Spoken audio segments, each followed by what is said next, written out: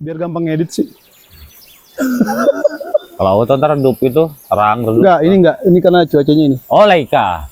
Leica. Leica. Iya. Gua nggak pakai Leha, udah pakai Leica mas saya. Aman be.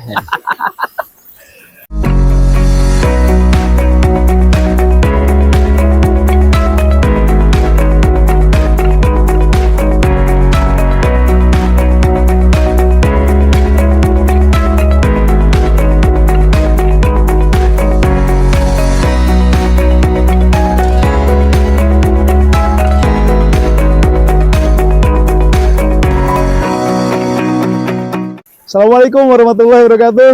Ketemu lagi dengan Kongko Mewah alias Kongko Mepet Sawah di Bumi Cantigi. Minggu ini kita kedatangan tamu. Kalau dibilang orang terkenal, enggak terkenal. Tapi kalau dibilang orang hebat, menurut gue jauh lebih dari sekedar hebat ya. Hari ini kita kedatangan bocah kampung yang berhasil jadi fotografer adventure kelas dunia. Dahsyat banget. Sebelum gue panggil orangnya, lihat dulu nih profil di bawah nih.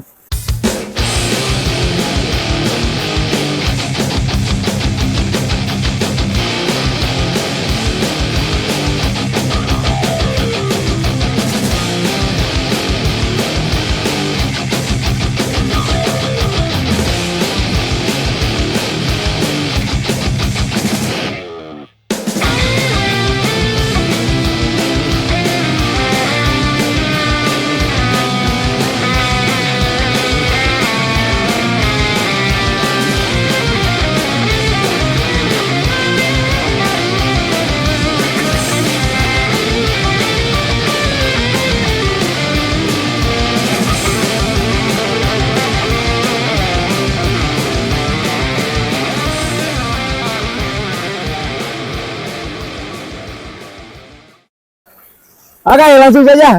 Ini dia. Siapa namanya ya? Gue lupa. Anjir. Udah ngundang lupa. Bro Rico Luis. Woi, Bang.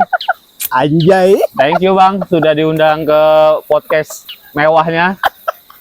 Ayo, Mepet Sawah. Bukan podcast ya, Om. Apa nih? Gue lebih seneng nyebutnya Kongko Mewah. Kongko mewah. Kongko Mepet Sawah. Belakang kita punya sawah, suasana yang Asri. gue rasa adem ya. nyaman. Oke, Bro Rico. Oke, Bang. Salah satu fotografer adventure kebanggaan Indonesia saat ini ya. Waduh. Masya Allah. Gua dengar udah ke Nepal. Amin. Udah ke beberapa gunung-gunung hebat di dunia. Amin. Dahsyat. Sebelum gua ke sana, gua nanya-nanya tentang gimana asal mula lu bisa jadi fotografer hebat, gua mau nanya satu hal dulu. Kan semalam sampai sini malam tuh. Malam. Gimana Bumi Cantigi gimana? Di luar ekspektasi sih. Pas turun mobil itu gue pikir biasa aja gitu. Pas sampai turun mobil dingin banget. Anjay. Itu udah kesan yang sangat istimewa buat gue. Dingin. Oke, siap. Wah, dingin nih gitu kan. Ini kayaknya seru nih gitu. Terus dari situ parkiran jalan adventure sedikit lah ya. Kita ada show trekking, ada show trekkingnya, terus sampailah tiba di Bumi Cantigi. Ternyata, wah, Sri lah, syahdu lah kalau gue bilang, syahdu lah. Terus. Tadi pagi gue lihat nyalain drone. Gimana? Ya, kalau gue kan kebiasaan gue setiap datang ke tempat baru ya, biasanya nyari stock shoot, Bang. Oh, stock shoot. Stock shoot itu entah gue pakai buat apa nanti. Biasanya gue stok aja. Siap. Karena kan tempat daerah, setiap tempat kan berbeda karakter ya. Iya. Beda kekayaan visualnya. Nah, punya keunikan tersendiri. Betul, punya keunikan sendiri, makanya gue terbangin. Meskipun dia 2 baterai cukup lah buat ngambil stock footage gitu kan. 2 baterai banyak, Bro. Udah gitu, udah. Off. Tidur kita. Tidur pagi gue. Lo ada lihat sungai? Udah. Ada lihat sawah? Udah. Terus lo juga ada lihat beberapa tamu camping tadi kan di atas? Oh iya. Nah, kan di sini konsep Bumi Cantigi itu yang campingnya tuh keluarga banget, family banget. Kira-kira lo bisa ngelihat itu nggak tadi malam? Oh, kalau gua atau tadi pagi lah. Gitu. Gini, kesannya pertama waktu datang kan kita nggak tahu ya aktivitinya apa nih. Ya hanya tenda dan tempat makan lah ya, meja makan.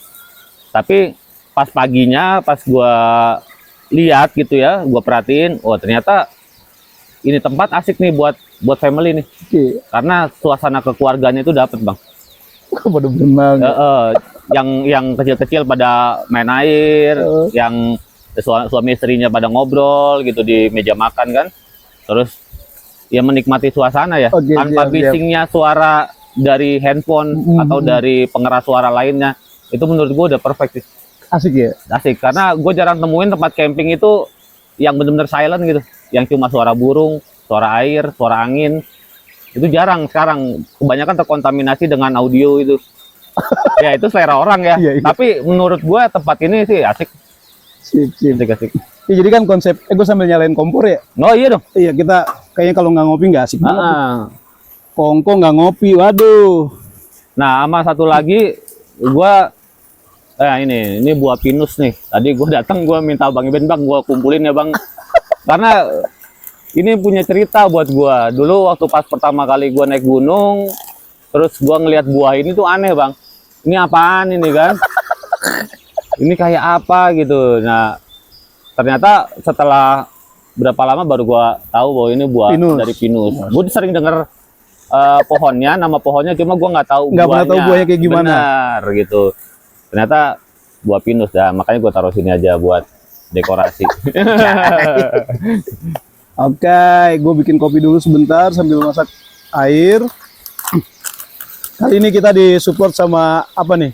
Kopi Mantan ya, kopi mantan gue.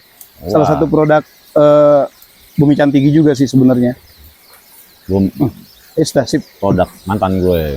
Ya. Iya, kopi mantan gue. Kopi mantan gue. Jadi kalau lu ngajakin Om Nurman ngopi, Man ngopi yuk di mana? Mantan gue. Itu kopi mantan gue. Anjir lu kok. Lu masih hubungan sama mantan lu gitu ya? Mantan lu ya? Waduh kopi. Wah brengsek lu kok. Iya. Bumi Cantiginya udah kelar nih. Sekarang baru kita masuk ke obrolan yang sesungguhnya. Obrolan yang sesungguhnya lah, kita agak-agak halu aja. Jadi sebenarnya gue itu kenal Rico ini dari kecil, dari tahun 97 mungkin, 96. Iya, 97 lah. 96 97. Saat itu kita masih remaja sebenarnya ya, kan. Iya. Dan kita sama-sama tahu. Kalau nggak salah Bro Rico waktu itu gabung di salah satu komunitas pencinta alam di sekitaran Tangsel. Dulu namanya masih Tangerang. Masih Tangerang. Ya, Ciputat. Namanya Gear kalau nggak salah. Kecamatan Ciputat masih ya, Tangerang. Kenapa gue bisa bilang bocah kampung yang sekarang bisa jadi fotografer kelas dunia? Karena gue tahu persis kecilnya memang di kampung. Benar di kampung gua, benar di kampung. Iya kan? Di kampung. Kecilnya di kampung, bocah kampung dan bla bla bla bla. Hari ini bisa injekin kaki ke Nepal, bisa foto brand-brand terkenal di Indonesia. Gue rasa itu prestasinya dahsyat banget Om. Iya. Ceritanya lu ngawalnya gimana Om? Ya, ceritanya itu dari mana nih? Dari kampungnya? Dari gimana bisa jadi fotografer? Oke. Lu mulai jadi fotografer tuh gimana awalnya? Oh gitu. Ya awalnya kan memang gue sebagai pendaki gunung ya, pendaki gunung kampung lah ya, gitu kan. Biasalah naik gunung, berkali-kali naik gunung, ya naik gunung aja bang, gitu, tanpa memikirkan dokumentasi, karena beli film mahal. Zaman lu masih beli film ya? Beli film tuh, ya kan. Isi berapa? Dulu isi 24 atau 36. Iya, 24 36. Daripada gue beli roll ini, mendingan gue beli logistik gitu. Oh, iya. Ya kan, nah naik gunung lah. Cuman ketika tahun 2000-an, kan gue mau cerita nih ke junior-junior nih.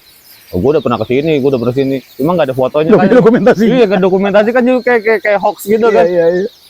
Dari situlah gue baru mulai berpikir, ini perjalanan gue yang kemarin kayaknya sia-sia deh gitu. Karena nggak ada dokumentasi. Karena nggak dokumentasi, ini versi gue nih ya. Iya betul. Terus dari situ gue baru mulai belajar fotografi. Kebetulan kenal sama temen dan teman salah satu kampus di Jakarta, dia ngajarin gue, mentoring gue lah gitu, ngajarin sampai benar-benar gue bisa gitu. Ya sebelumnya memang gue ketertarikan di dunia foto itu sudah duluan sebenarnya, tapi kan gue prinsipnya gue seneng gambar, tapi gue nggak bisa ngegambar bang. Nah, salah satu cara mengaplikasikan ide itu ya lewat foto gitu. Masalahnya tuh kalau tahun 2000-an, kayaknya harga kamera masih lumayan mahal, ya? Masih mahal tuh. Ya, jadi memang pendaki zaman dulu ya, lu nenteng kamera di gunung itu udah sultan bang. Itu 24 tahun yang lalu tuh. 24 tahun yang lalu, ya. Jadi memang itu udah, belum dapat privilege lah di gunung pasti. Kalau lu bawa Kamera. Ya dia entah itu wartawan, ya kan anggapannya kan, atau memang orang kaya yang punya kamera, yang mampu beli kamera. Nah, gue pengen kayak gitu. Dan tahun 2000 lu kesampean tuh begitu. Tahun 2000 itu gue dengan bersusah payah gitu ya, gue mencari orang yang mau ngajarin gue foto tuh nggak ada awalnya, Bang. Kan ilmu fotografi mahal. Iya, benar.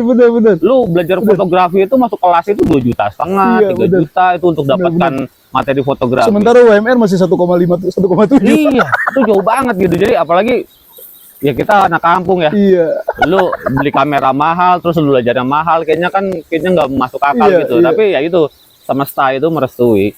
Iya.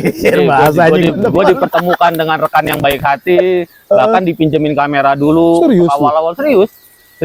Yasika 108 gue inget itu kamera pertama gue. Lu dipinjemin Yasika 108. Ya, tahun 2000-an tuh. Tahun 2002-an lah. Anjir. Terus. Gitu. Nah, dari situlah gue seneng motret. Jadi dari beberapa, kan waktu pas ngajarin itu ada beberapa orang lah ya, diajarin bareng gitu kan. Kelompok lah diajarin. Ya kebetulan yang nangkep cepet itu gue. Karena mungkin gue memang semangat ya. Gue mau eksperimen, gue mau coba segala hal. Ya sampai akhirnya ya gue yang jadi gitu. Dipinjemin dalam artian pada saat lu jalan bareng lu boleh pegang kamera dia, atau memang itu si Yasika 108 Legend itu bisa lu bawa? Awalnya dipinjemin pada saat hunting aja gitu. Oke, siap. Nih ajarin foto, yaudah lu hunting gitu di area sekitar. Cuma ketika dia melihat kayaknya nih anak potensi gitu ya, mungkin yang menurut dia ya. Terus gue izin, Bang, boleh nggak gue pinjem kamera? Gue mau ke Semeru nih, gue mau hunting ke Semeru. Anjir, berarti lu Semeru ya? Yasika 108 tuh masuk Semeru. Masuk Semeru. Tahun 2002-an. 2002-an. Bulan Mei itu gue inget tanggal 2 Mei gue ke Semeru. Jadi dari awal gue diajarin 3 bulan, terus gue nekat aja, gue terserah deh dikasih nggak dikasih, tapi gue pengen banget nih motret Anu Kumbolo dengan kamera SLR gitu. Ternyata diizinin. Wah, itu seneng banget. Rasanya dahsyat banget ya. Wah, itu yang gue seneng itu karena gue dapat kepercayaan pastinya. Ya, sip. Yang kedua itu ya gue bisa mengaplikasikan yang selama ini diajarkan ke alam langsung gitu. Karena prinsip gue, lu motret di gunung gak usah ribet. Karena apa? Alamnya udah bagus. Iya. Lu tinggal belajar exposure yang tepat aja udah. Siap, sama komposisi yang agak menarik, beres. Karena gunungnya udah bagus. Iya. Ya kan? Alamnya udah Alamnya tersedia. udah oke. Lu di Ranu, objeknya udah oke banget ini. Udah oke. Ranu Kumbolo lu bayangin, lu pakai ya mungkin gak ada kamera HP dulu ya. Lu pakai kamera pocket lah. Itu juga bagus. Apalagi pakai SLR yang memiliki bukan diafragma dan lain-lain gitu. Settingannya sangat abrek gitu. Betul, itu gua bawa sekitar berapa ya? Semingguan lah ya. Anjir. Seminggu gua ke Semeru sampai puncaknya turun, nah langsung ke Bromo kan. Nah di Bromo kan tahu sendiri kan, gua itu surganya para fotografer zaman dulu tuh. Betul. Gua sambil nuang kopi, Bro. Iya, Bang. Gitu. Lanjut, nggak apa-apa, lanjut. Nah dari situ kan gua mendapat portofolio dari hasil jepretan itu. Yang pertama kali, the first portofolio buat gue. Itu gue kasih tahu ke teman gue yang punya kamera, nih Bang hasilnya. Dia geleng-geleng, Bang. Gila lu, gue motret aja bertahun-tahun gak punya portofolio kayak gini. Yang bukan anak gunung kan, biasanya kan. Jadi dia gak punya. Iya. Sebuah kehormatan nih, buatin kopi buat. Wah, thank you banyak. Fotografer hebat.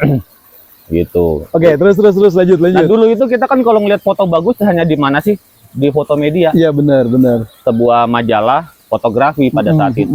Nah, itu setiap ini gue dicekokinnya Foto Media, Bang, sama teman gue itu. Gila nih, keren-keren banget nih karya-karyanya nih. Kan gimana gue caranya motret kayak gini nih gitu. Nah, dari situlah awal mula gue tertarik dengan fotografi alam bebas di situ. Ya kalau base kita kan memang udah mendaki gunung. Jadi itu memang mendaki nih. Itu bukan isu lagi buat kita, bukan masalah lagi. Kalau untuk pergi-pergi ke alam kita udah nggak masalah. Tinggal fotografinya bagaimana. Ini dipinjemin berapa lama nih, Om? Itu perjalanan pertama, terus perjalanan kedua itu gua ke Slamet, Merapi. Oh, itu tetap fokusnya adalah hunting foto ya. Tetap hunting foto. foto. Jadi gini, mungkin zaman-zaman kita itu lo melihat suatu foto yang bagus, landscape yang menarik itu di mana sih? Postcard doang. Betul. Gitu. Lo setiap ke Gramedia lo lihat postcard, gila keren banget nih, ya kan geng semuanya. itu ada di situ semua tuh. Pemandangan-pemandangan bagus itu ada di situ. Nah, itu salah satu menjadi motivasi gue bisa nih foto kayak gini nih. Gue pernah ke tempat-tempat ini, tapi gue nggak bawa foto aja gitu. Gue nggak bawa kamera nih. Nggak bawa kamera dan gue nggak bisa nggak bisa foto gitu. Nah, dari situ mulai gue huntingnya lebih gila gue. Jadi tujuan mendaki gue itu bukan lagi puncak, bukan. Tapi berburu gambar. Gitu. Nah, itu dari segi gunungnya, terus mulai merambah ke wisata-wisata kotanya, kayak di Jogja hampir semua wisata gue datengin. Kalau di Jakarta mah itu tempat mainan lah gitu lewat kan. Udah ya. Ke Bandung, Marang, hampir semua kota itu yang punya objek menarik itu gue datengin gue. Biaya dari mana tuh? Sendiri bang. Sendiri ya? Sendiri. Ya, gue lagi kuliah ceritanya. Oh iya kan? Lalu kuliah kan bayar semester, bayar SKS. Ya gue bayar pengalaman gitu. Ini pertanyaan penting banget sih. Sebenarnya udah gue pernah gue tanyain, cuma gue pengen tanya lagi nih sama lu nih. Kalau hari ini kan sampai hari ini gue nganggap tuh udah sukses banget ya. Amin. Dibanding sama gue jauh. Ya sama. Jauh ketinggalan lah gue. Walaupun dulu gue senior ya katanya. Ya ini inspirasi gue gitu. Dulu inspirasi gue tuh Bang Iben. Nah, menurut Bro Rico, ciaelah. Ya. Yang membuat lu bisa kayak sekarang hari ini nih, lu kepake sama brand, wah, keren-keren lu sampai dibawa ke mana-mana gitu buat dokumentasi perjalanan mereka. Itu karena nilai akademik atau nilai pergaulan nih? Ya pasti nilai pergaulan. Karena nilai akademik gue nggak kepake, itu gue taruh di dalam lemari udah gak tahu ceritanya kayak gimana. Serius, pergaulan bro, itu udah pergaulan. Perjalanan hunting, kenal banyak orang, ngebangun sikap mental dan lain-lain, pergaulan meluas, gila dahsyat banget ya. Ya, apa ya namanya, gue nggak membanggakan nilai akademik gue karena emang harus dibanggakan gitu. Ya gue akademik menurut gue, ya menurut gue pribadi nih, bukan buat orang lain. Ya hanya sekedar lu memperkenalkan diri lu ke dalam sebuah komunitas aja. Terserah, setelah itu terserah lu mau kemana kan gitu. Ya kalau lu mau bangga dengan nilai akademik ya silakan aja. Tapi sejauh ini gue nggak pernah tuh ditanya kerjaan, emang ijazah lu berapa nilainya? Iya, nggak ada ya, nggak ada ya. Yang ditanya portofolio lu mana? Portofolio lu mana?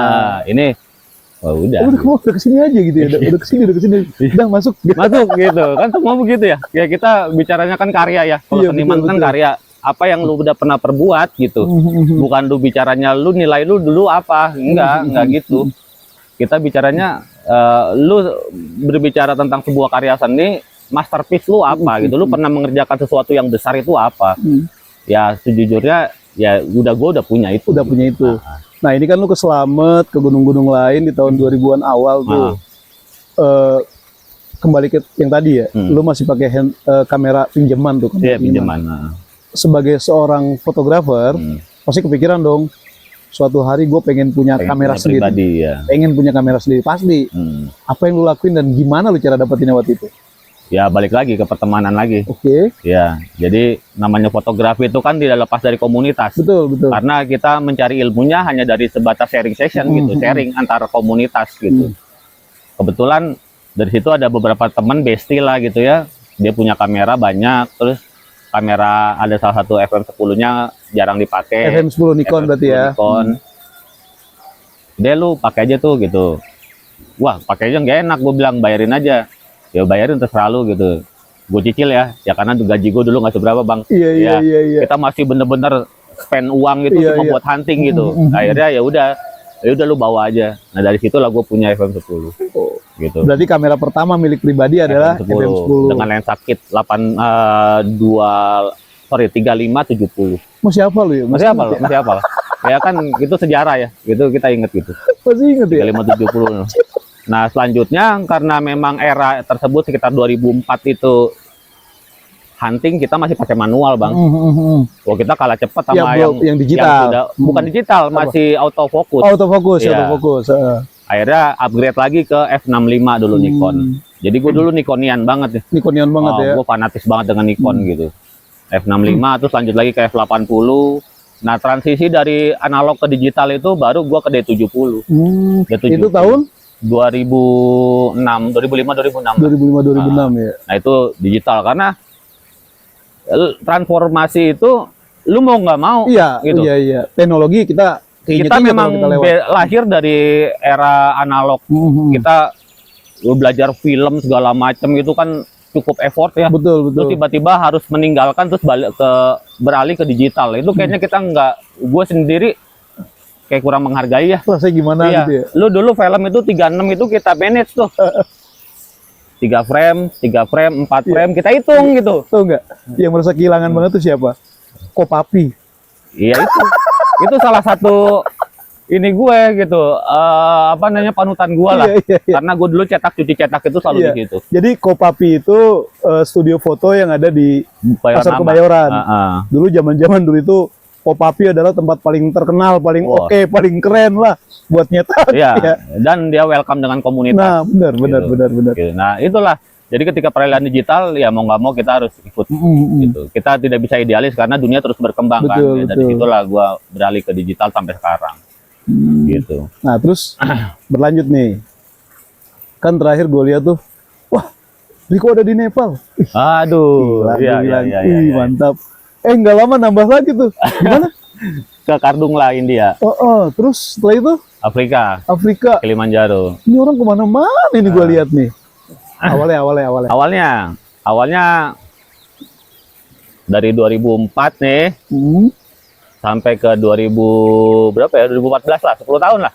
10 tahun. 10 tahun berkecimpung di fotografi, semua macam fotografi kita udah kerjain. Bosan, Bang. Oh, bosan.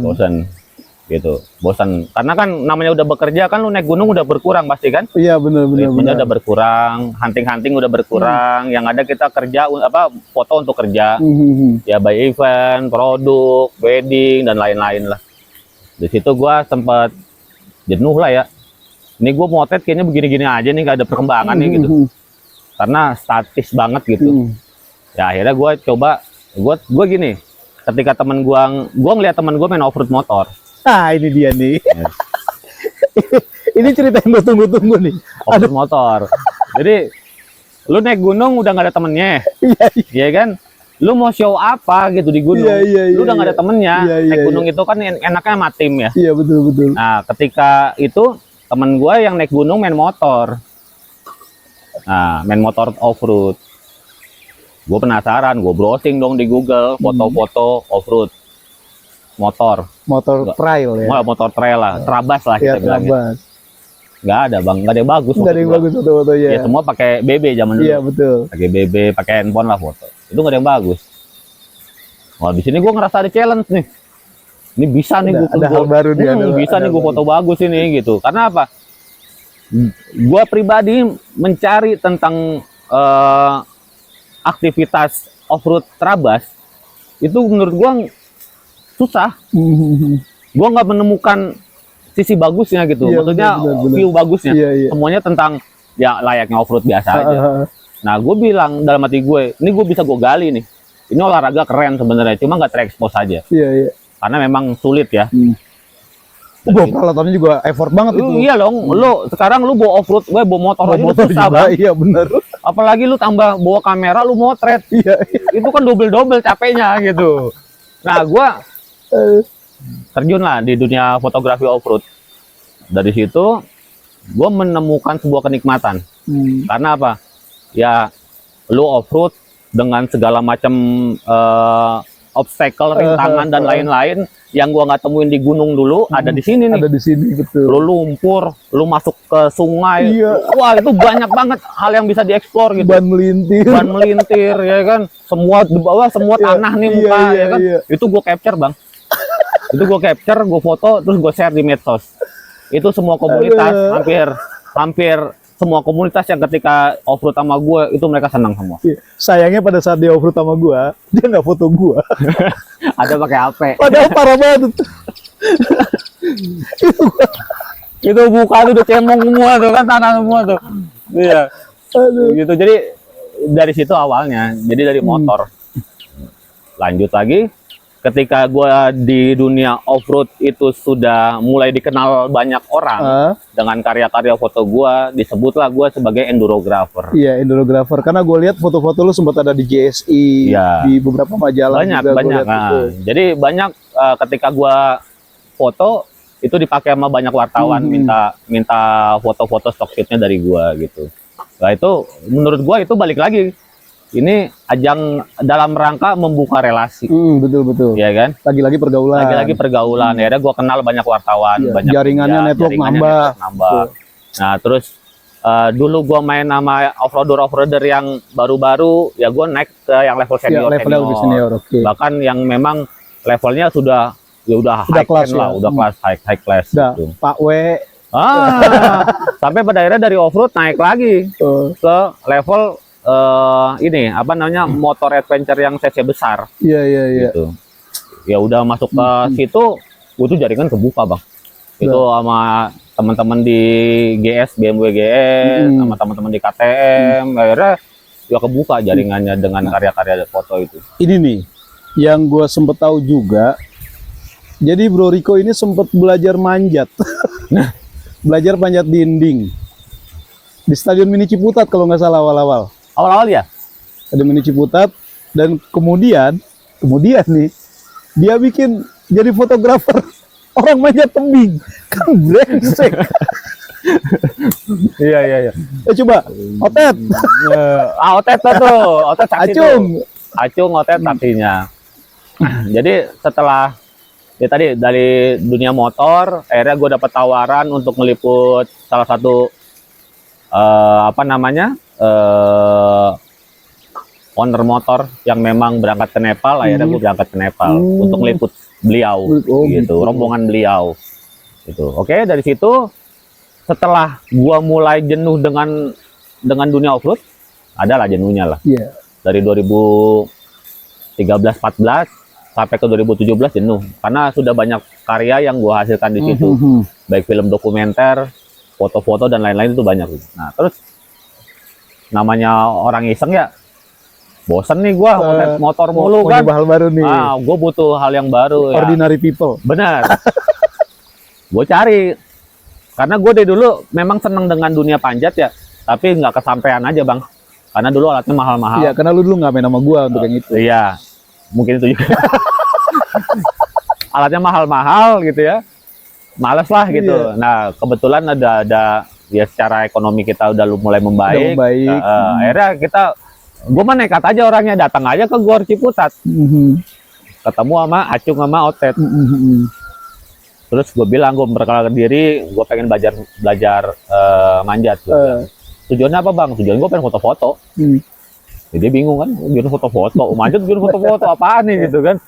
Tapi seiring berjalannya waktu, ya benar gue belajar rope access itu. Nah awalnya yang ngajarin Acung itu. Tapi dari situ gue mengembangkan sendiri dengan bergaul dengan beberapa teman-teman yang lain. Akhirnya gue beli alat-alat, peralatan lengkap. Gue latihan sendiri bang. Ya gue lihat mulai main ke Tajur. Iya. Jadi hampir semua tebing gue datangin. Gue tujuan gue motet pemanjat. Yang mungkin selama ini nggak semua orang dapat foto-foto dari high end ya, high angle high gitu ya. Nah itu gue coba fotoin dari situ. Akhirnya dapet lah gue di situ. Nah di situ juga terbuka lah jaringan lagi di dunia panjat sampai sekarang. Sampai akhirnya foto brand-brand ya. Sampai akhirnya foto brand-brand. Ini nih yang jadi duit akhirnya kan. Brengsek. Jadi sebenarnya memang kalau lu berorientasi uang di depan itu kayaknya nggak berat ya. Berat bang. Berat.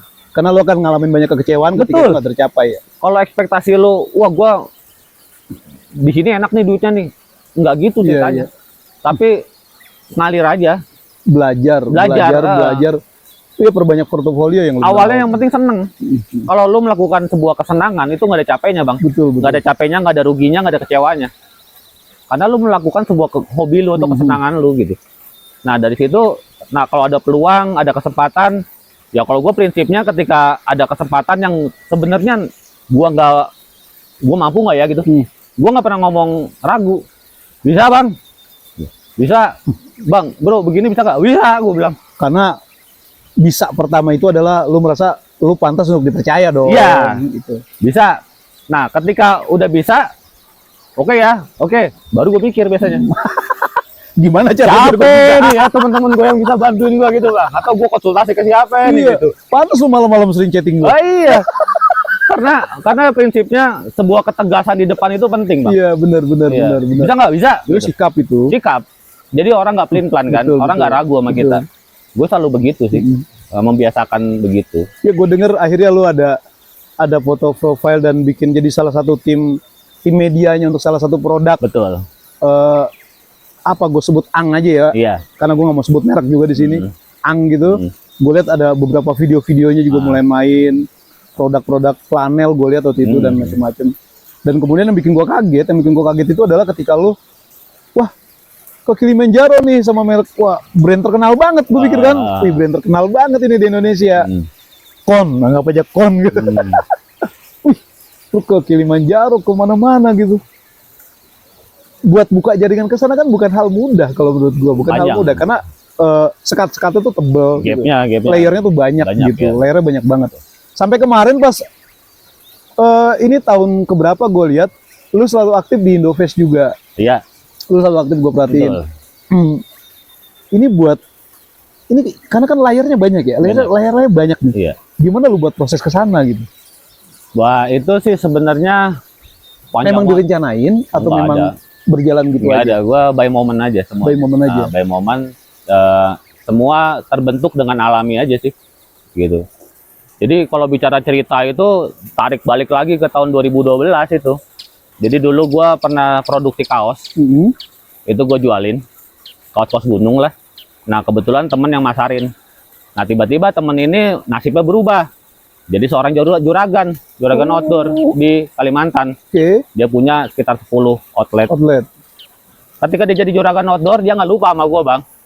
Ini abang Riko nih yang pernah nolong gue dulu nih. Keren banget itu. Sebut aja nama nggak apa-apa. Bro Amir. Bu Amir. Bro Amir itu. Apa toko outdoornya apaan tuh? Oh banyak banget bang. Enggak, biar makin laku aja. Ya jejak langit lah. Itu orang baik itu. Ya. Bro Amir ini jejak langit. Dulu ini dari memasarkan kaos gua door to door sampai pada akhirnya dia menjadi ya karena kesuksesannya juragan, seorang juragan di Kalimantan. Kerja kerasnya dahsyat. Nah dari situ kan berarti hubungan dia itu udah naik bang. Betul. Jaringannya itu udah ke owner, Iya, para iya, brand outdoor.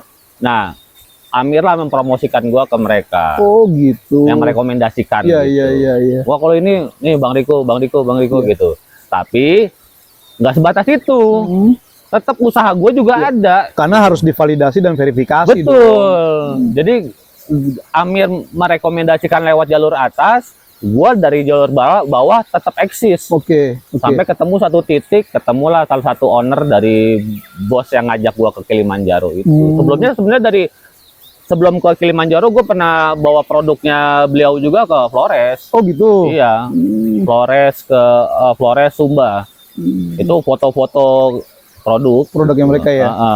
Nah dari situ beliau puas, tiba-tiba ya setahun kemudian ngajak gua ke Kilimanjaro itu. Gila. Gitu bang. Dan gue dengar hubungannya masih dekat dong sampai sekarang. Masih CS banget Ini gitu. yang keren Masih goks lah gitu. Ini yang gue pikir lebih mahal dari segala-segalanya. Wah iya, ini nilai yang nggak ada harga, nggak ternilai. Valuable, udah nggak ternilai dengan nilai uang. Dahsyat banget. Loh Riko, gue cuma pengen tahu nih.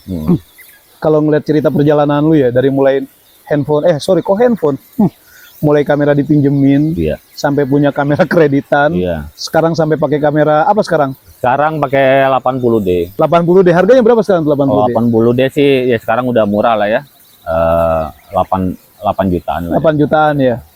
Lensa ada 4 lah. Total berapa tuh harganya kalau dikumpulin tuh? Waktu beli itu sekitar 30-an lah. 30 jutaan ya. Dari modal kamera minjem ya. Modal kamera minjem. Yasika berapa? Yasika 108. 108. Dari Yasika 108 minjem. Akhirnya punya kamera 30 jutaan. Iya. Effortnya yang bikin mahal itu effort ya. Daya juang yang bikin mahal. Betul. Ya. Bisa nggak sih lu kasih sedikit bukan masukan, gambaran buat teman-teman terutama generasi muda sekarang nih, kalau lu mau berhasil lu harus apa gitu. Oh gitu. Karena banyak orang yang pengen pengen ini, aduh gue kebentuk uang nih, gue kebentuk nggak punya modal nih gitu. Nah hari ini nih kita dengar sendiri kalau Bro Riko itu ya sama sekali bisa dibilang nggak pakai modal uang dong. Enggak. Kemauan yang kuat, Kemauan aja. ya kan, keinginan dan kemauan yang keras, dan akhirnya bisa bikin lo di posisi sekarang, bro. Iya nggak? Iya, betul. Tolong dong, bro, tolong disampaikan ke Ya. gimana gitu. Buat teman-teman, ya kalau untuk mencapai sesuatu ya, itu kan nggak harus lurus ya jalannya ya. Benar. Kita harus buka jalan itu bisa ke kiri dulu, bisa ke kanan dulu, atau bahkan kita turun dulu, baru bisa naik lagi. Jadi kalau memang kita punya tujuan, itu fokus aja sama tujuannya, Bang. Gitu. Yang penting yang tadi gue bilang, lu harus enjoy dengan dunia lu itu. Lu cintai. Siap. Lu suka fotografi, lu suka videografi, lu cintai dulu itu. Karena apa? Karena eksistensi dan konsistensi itu yang mahal, Bang. Oke. Ya, banyak teman-teman gue juga berguguran. Banyak ya? Banyak. Jadi ketika fotografi tidak bisa menghidupinya dia lagi, jadi cari pekerjaan lain lah. Akhirnya ditinggalin. Dan ketika orang nanya lagi, lu masih motret nggak? Udah enggak. Ya udah putuskan berarti hubungannya. Betul. Ya kalau gue meskipun ada kerjaan, nggak ada kerjaan, rame nggak rame, gue tetap cinta sama fotografi. Karena hobi. Karena udah cinta Passion, gitu. hobi. Iya. Satu hal yang mungkin, kayaknya agak aneh nih kalau gue nggak moto nih gitu. Aneh malah gitu. Makanya gue, ya namanya karir itu kan naik turun lah ya. Gitu. Jadi kadang gue pakai kamera mahal, kadang kamera biasa aja, tergantung kebutuhan aja. Makanya buat teman-teman ya, jangan berpatokan pada alat gitu, pada gear. Karena lu membeli gear mahal-mahal, kalau kerjaan lu nggak sepadan atau kebutuhan lu nggak sepadan, buat apa? Iya. Mendingan lu manfaatkan gear yang memang sesuai dengan kemampuan lu aja gitu. Tapi balik lagi, lu buka jaringan seluas-luasnya, Bang. Karena network kita makhluk sosial, memang hubungan kita harus tetap melalui jaringan. Betul. Nah, ini kan udah titik yang tinggi banget nih kalau menurut gua nih. Udah tinggi banget lah. Anak kampung yang kecilnya gua tahu lah, kemana-mana naik angkot, ya kan? Mana naik angkot dulu kan? Naik angkot lah. Angkot yang mana ada di belakang gitu kan? Gitu. Mana ada ojek dulu gak ada. Naik angkot, terus hari ini lu bisa ke Kilimanjaro, kemana-mana gitu kan? Gue pikir titiknya udah tinggi banget nih, udah tinggi banget. Ke Nepal udah tinggi banget, Target apa lagi sih yang mau dikejar? Kan gue bilang, gue tuh nggak pernah ada target, Bang. Pernah ada target. Iya. Gue cuma fokus aja dengan bidang gue aja. Gitu. Tapi kalau impian gue punya. Impian apa, Om? Kalau impian gue punya. Kali mungkin pengen punya studio foto besar, pengen punya apalah gitu. Enggak sih. Impian gue sih nggak muluk-muluk. Gue pengen ini aja, pengen hunting atau pengen motret aja di wilayah Alpen sana.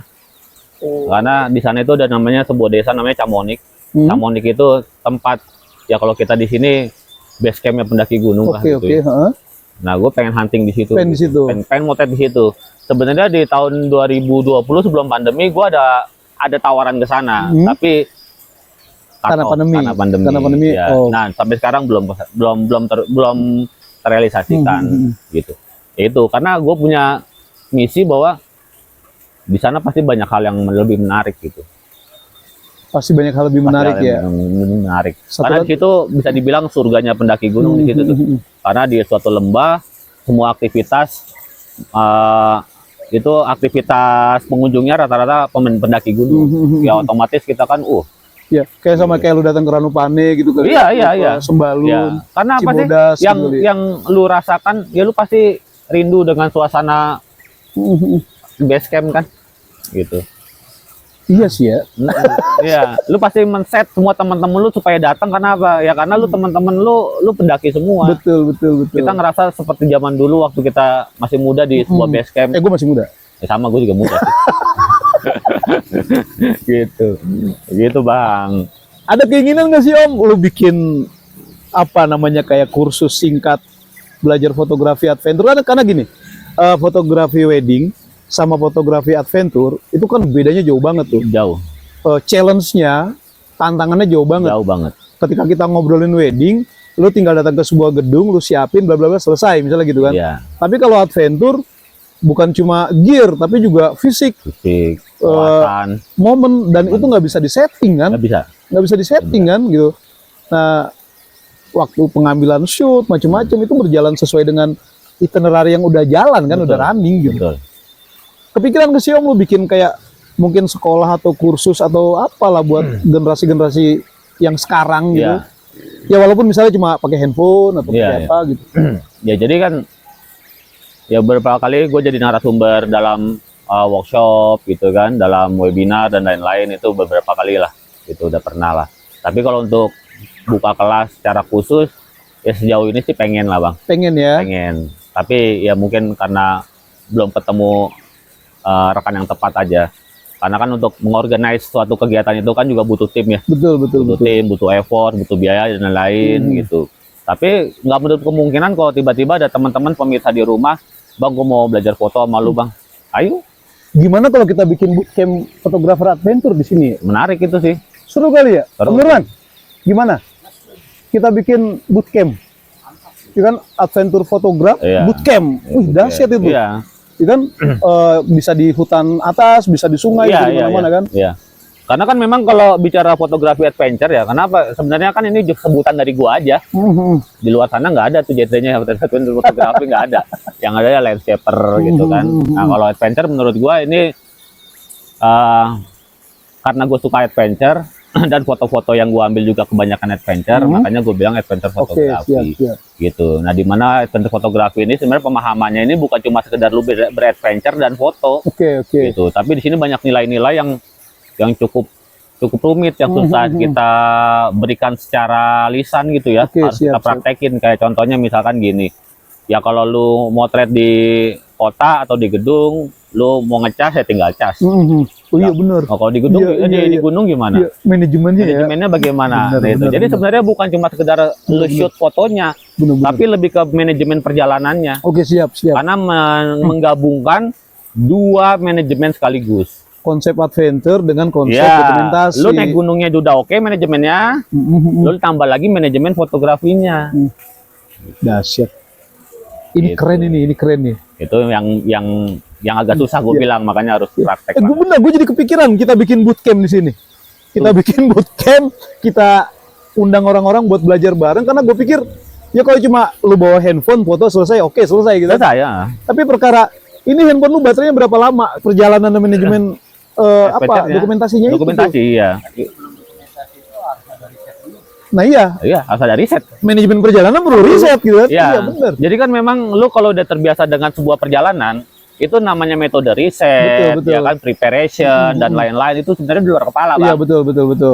Packing dan lain-lain, itu kan bagian dari manajemen perjalanan. Iya, betul. Nah, tapi di manajemen perjalanan nggak ada istilah baterai kembung. Nggak ada. Nah, ketika lu sudah mengemas sebuah manajemen perjalanan, ada lagi tambahnya manajemen fotografi. Oke. Gitu. Nah, itu yang sebenarnya bikin beban tambahan ya. Iya, gitu. Manajemen fotografi, dokumentasi ya kita sebut ya, dokumentasi. Pasti berkaitan dengan manajemen logistik. Iya kan? Karena logistikos harus masuk akal yang kita bawa, bener. Iya. Karena kan itu nanti bicaranya tentang beban. Ya. Jadi lu bawa kamera, mentang-mentang lu fotografer, semua lensa masuk ke dalam tas. Naik baru setengah jalan, setengah mati gitu. Nah, itu ada manajemennya, Bang. Iya, benar. Nah, bagaimana cara memanage supaya lu bisa mengambil gambar dengan kondisi yang aman. Ya, jadi memang kalau di dunia fotografi adventure bukannya meremehkan ya fotografer yang biasa, tapi memang di sini itu dituntutnya itu harus banyak skill. Contoh lagi nih lah, oke lu manajemennya udah bagus, fotografi manajemennya udah bagus, tapi lu nggak berani sendirian di hutan, Bang, atau panikan, atau takut gelap, atau paranoid, itu nggak bisa, Bang. Iya. Karena lu jadi fotografer di gunung, lu pasti ditinggal-tinggal. Betul. Ingat pembukaan film Vertical Limit nggak? Itu pasti tinggal-tinggal, pasti sendiri gimana-mana. Iya, bener. Iya, lu ngeliput sebuah kegiatan atau rombongan, ya lu pasti nungguin atau lu ditinggal. Lah itu udah makanan sehari-hari kayak gitu. Berarti manajemen perjalanan, ya kan? Manajemen dokumentasi, manajemen logistik, dan satu lagi penting banget, Om, mentality development. 4 poin, men. 4 poin. 4 poin. Fix kita bikin bootcamp lah. Ini gila ini. Kalau generasi sekarang anak-anak muda yang lagi rajin naik gunung bisa pelajarin ini, Indonesia akan terekspos, Bos. Oh iya, Luar biasa, keren banget. ya itu memang salah satu tujuan gua. 2013 film 5 cm aja bisa segitu dahsyatnya Iya. gitu. Bayangin kalau Iya. ini bisa Jadi terjadi. memang kalau di luar negeri kan ketika lu ngobrol sama para backpacker di luar gitu ya, itu yang selalu diceritakan kan tentang keindahan alam Indonesia. Itu menjadi obrolan yang wajib. betul. Yang mereka tanya pertama apa, Bang? Dari semua seluruh destinasi yang ada di Indonesia. Kelimutu, Kalimutu ya. Oke. Flores. Baru berikutnya ya Labuan Bajo, baru Raja lain-lain. Ampat, Oke. atau Gunungnya Rinjani. Itu yang tenar di luar sana gitu. Nah, karena apa? Karena banyak bule yang sudah mengeksplor Kalimutu. ya Kelimutu dan lain-lain gitu. Nah, kalau yang wisata lainnya menurut gua nggak kalah jelek juga. Sebenarnya bagus, Cuma kurang belum tereksplor. diekspor. Iya, belum tereksplor dan terekspos dengan baik. Itu Sip. doang sih. Kalau itu sudah ya hampir semua fotografer sudah bisa mengambil foto yang bagus dan bisa mengeksposurnya, menurut gua hampir semua tempat wisata di Indonesia mah rame, Pasti. pengunjung pasti. Udah kita fix dulu aja lah, kita rencana bikin Asik, bootcamp dulu aja. Ah. Om Nurman gimana Om Nurman? Sepakat ya, kita gas ya bikin bootcamp dulu aja ya. Ya kita tunggulah. Ya, enggak kita bertiga kerja sama Oh, aja. iya. Running loh, ini running well. Iya. Karena gue pikir gini, berbagi ilmu. Gua sambil ngopi, Bang. Ya siap, kopi gue udah habis. Iya, ini tadi gua nungguin ampas tuh. Dia tuh harus digoyang-goyang Om. Karena gue bikin kopi atas, namanya kopi atas. Oh itu. iya, oke.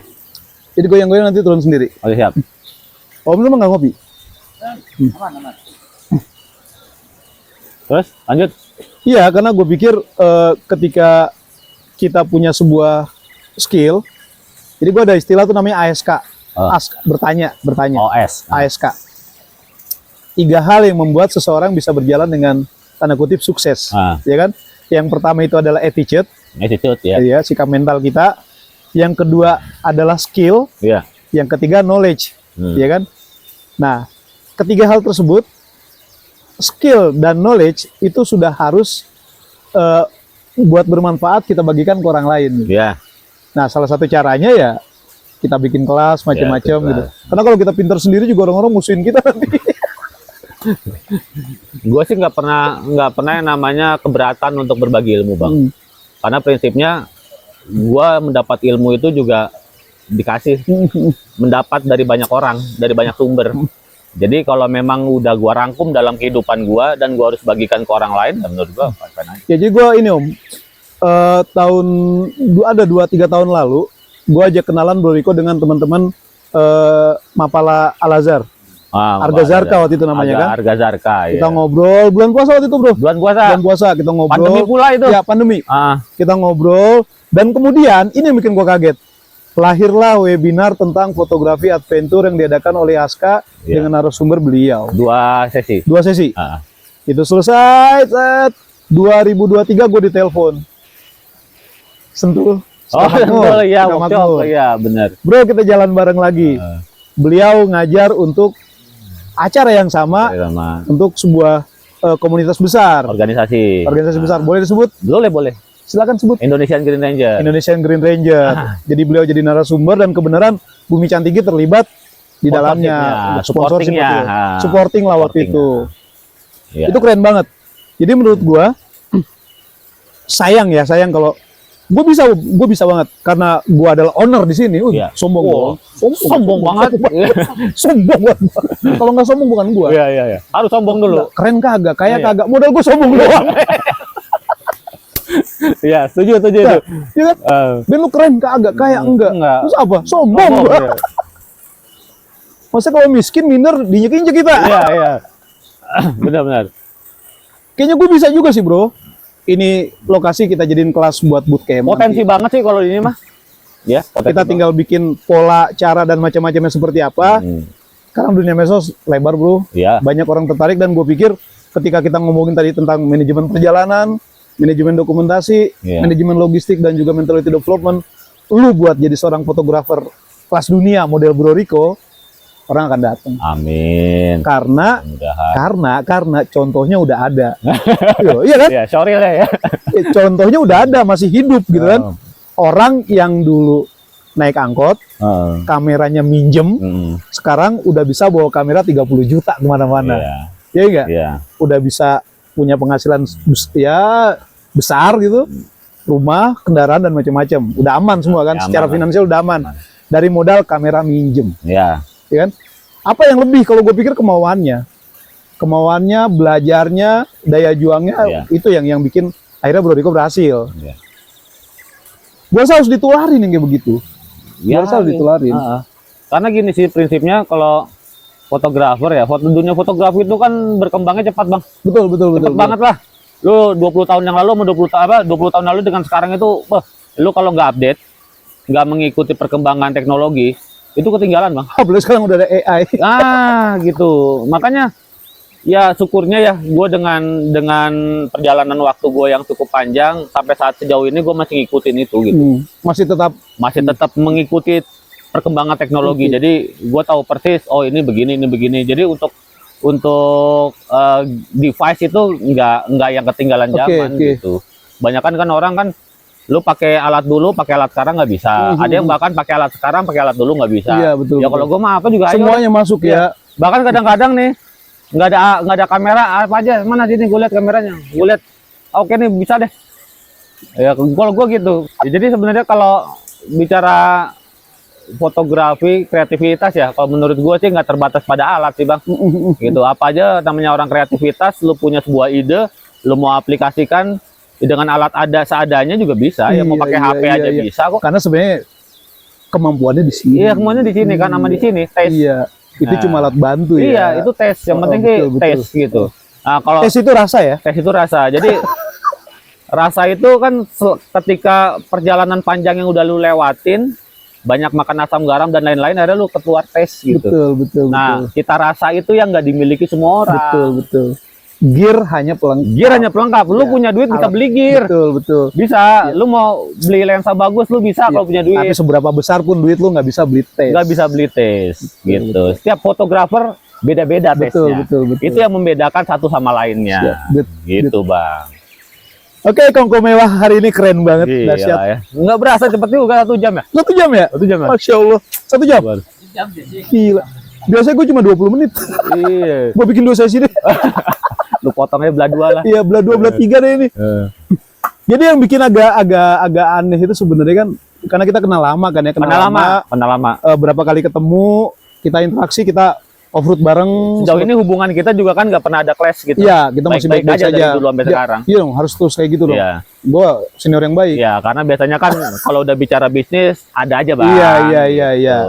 Temen lah, boleh temen, tapi kalau bicara bisnis kadang nggak cocok. Betul. Tapi itu biasa lah. Perlu gue sebut orangnya? Jangan. Banyak nih orang yang curiga sama gue nih, siapa ini gitu ya. Langsung, wah jangan-jangan gue. Iya, enggak lah. Enggak. Kita nggak gitu. Itu gue. Nurman.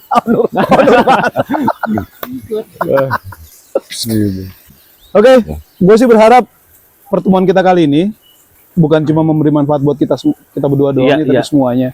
Terutama tentang tadi gue ini banget tuh ke bahwa untuk menjadi seorang fotografer adventure seperti yang lu lakuin dan sukses seperti yang Amin. lu saat ini, menurut gue yang terpenting itu yaitu manajemen perjalanan, mesti belajar itu, manajemen dokumentasi, logistik, dan juga itu yang paling penting. Mental. Karena ditinggal sendirian, macam-macam, mentality development. Kalau lu pengecut jadi fotografer ya di gunung ya selesai. Iya, gitu. selesai. Lu sendirian ditinggal bisa. kabur-kaburan lu gitu. Nggak bisa. Itu keren banget sih, keren banget. Ya gue berharap banget sih setelah kita ketemuan, ya mudah-mudahan ya, Mudah-mudahan lah. bootcampnya bisa jalan, banyak orang bisa belajar banyak dari lu dan bisa menghasilkan Riko Lewis baru yang bisa mengangkat dan mengeksplor keindahan Indonesia ya.